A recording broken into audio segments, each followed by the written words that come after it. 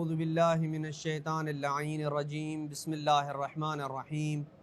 وصلی اللہ علی محمد وآل بیتہ الطیبین الطاہرین المعصومین۔ بارگاہ ملکوتی امیر المومنین صلوات اللہ وسلامہ علیہ سے کاروان حسینی مدینہ سے مدینہ تک کی 19ویں قسط کے ساتھ اپنے مومنین کی خدمت میں حاضر ہوں۔ گزشتہ گفتگو میں ہم نے عرض کیا تھا کہ امام حسین علیہ السلام کی تحریک مکہ مکرمہ تک محصور کرنے کے لیے بنو امیہ کی کوفہ و بصرہ میں موجودہ مقامی حکومت نے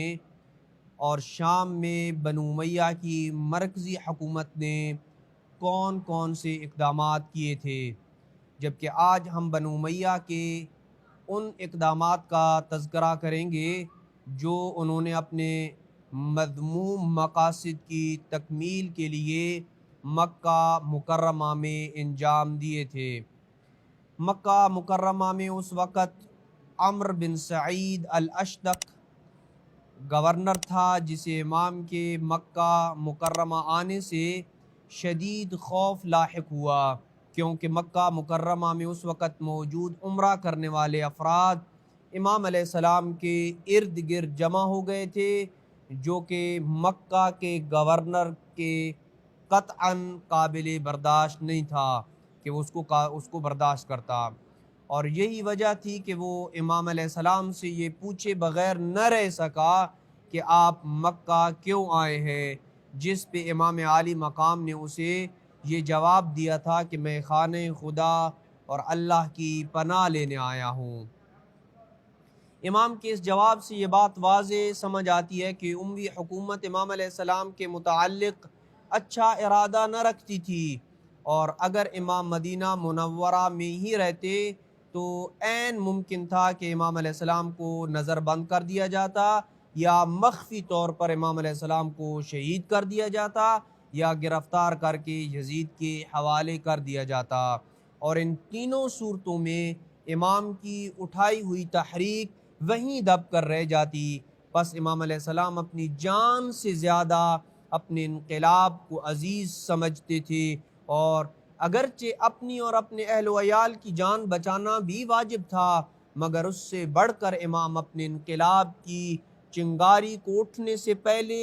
بجھتا نہ دیکھ سکتے تھے، اور اسی تحریک بقائے اسلام کو دوام دینے کے لیے امام مدینہ سے نکل کر مکہ مکرمہ تشریف لائے۔ سابقہ اقساط میں ہم نے یہ عرض کیا تھا کہ شام کی مرکزی حکومت نے مکہ کے اندر امام علیہ السلام کو قتل یا گرفتار کرنے کی جو پلاننگ کی تھی، اسے مکہ مکرمہ کی مقامی حکومت نے کس طرح عملی جامہ پہنانے کی کوشش کی۔ تاریخ کے مطالعے سے یہ بات سامنے آتی ہے کہ مکہ مکرمہ کی مقامی حکومت نے امام علیہ السلام کو مکہ سے روکنے کے لیے 3 قسم کے اقدامات کیے۔ نمبر 1، حاجیوں کے بھیس میں امام عالی مقام کو قتل یا گرفتار کرنے کا منصوبہ تھا، جو بری طرح ناکام ہوا، کیونکہ امام علیہ السلام کو ان کے ناپاک عزائم کا علم ہو گیا تھا، اور آپ حج سے پہلے ہی مکہ مکرمہ سے کوچ کرنے کا ارادہ کر چکے تھے، جس کا سبب وہی تھا جو مدینہ سے نکلنے کا سبب تھا، کہ امام علیہ السلام خانہ خدا کی حرمت کو پامال ہونے سے بچانے کے لیے اور اپنی اور اپنے اہل و عیال کی جان کی حفاظت کی خاطر مکہ سے نکلے، اور ان سب اسباب سے بڑھ کر امام کے وہاں سے کوچ کرنے کا سبب یہ تھا کہ اگر امام یوں خاموشی سے دوران حج قتل کر دیے جاتے تو امام کا عالمگیر انقلاب اپنے تمام اہداف کو حاصل کرنے سے پہلے ہی سرزمین مکہ میں انتہائی خاموشی سے دفن ہو کے رہ جاتا، اور کسی کو پتہ بھی نہ چلتا کہ سید الشہداء کن اہداف کے تحت مکہ آئے تھے۔ اس اقدام میں ناکامی کے بعد دوسرا قدم بنو امیہ کی مقامی حکومت نے یہ اٹھایا کہ عمرو بن سعید الاشدق نے امام علیہ السلام کو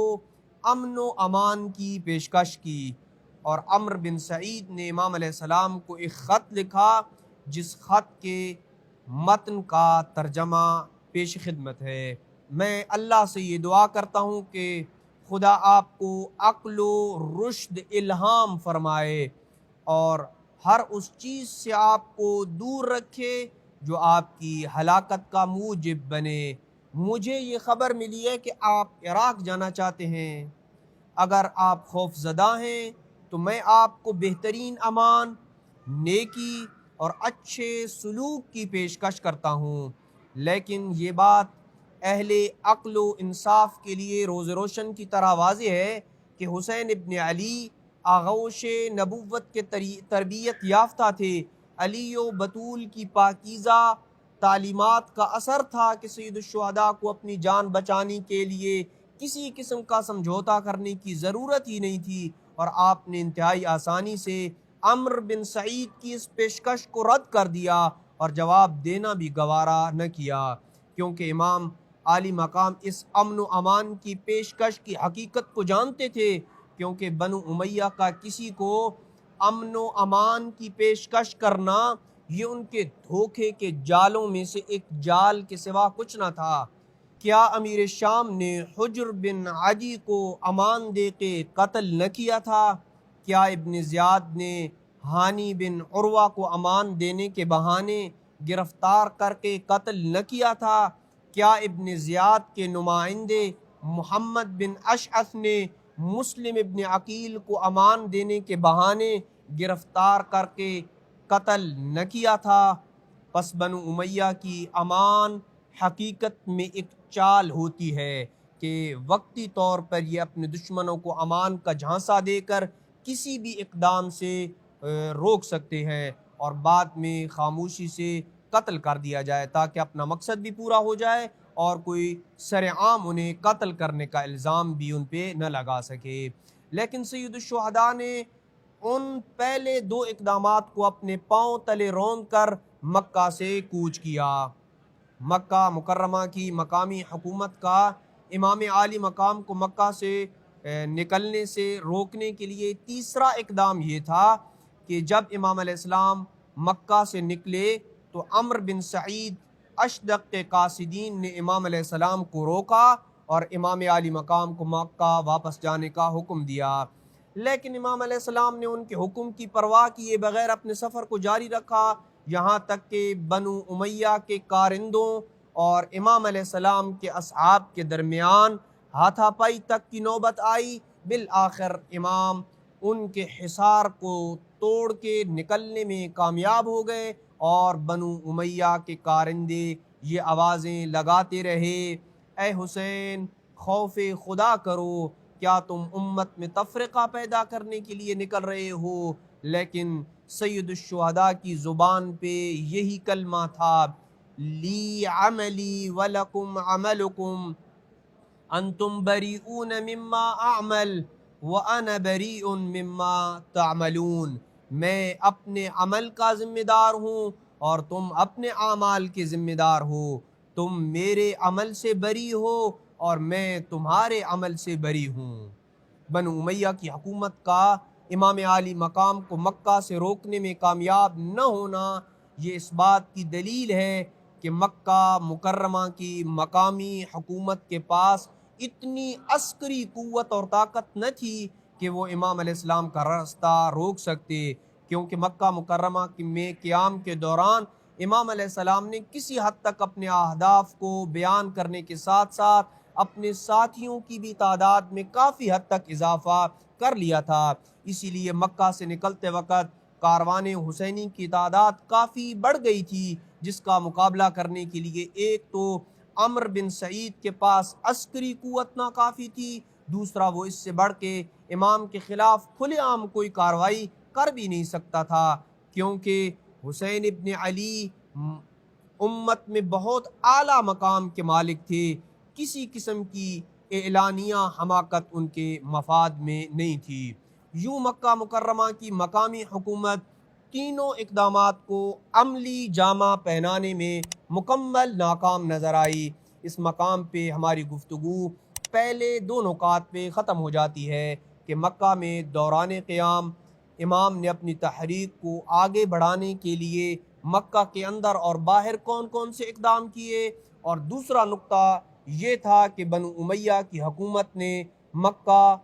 کوفہ، بصرہ اور شام میں امام کی تحریک کو مزید پھیلنے سے روکنے کے لیے کون کون سے اقدامات کیے۔ اور انشاءاللہ اگلی قسط میں تیسرے اور آخری نقطے پہ گفتگو کی جائے گی کہ مکہ میں دوران قیام امام کی تحریک میں امت کا کیا کردار تھا اور کون سے افراد کاروان حسینی میں شامل ہوئے، کہاں کہاں سے شامل ہوئے تھے۔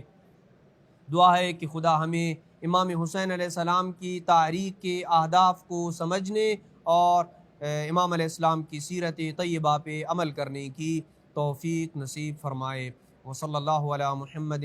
وآل بیتہ الطیبین الطاہرین المعصومین۔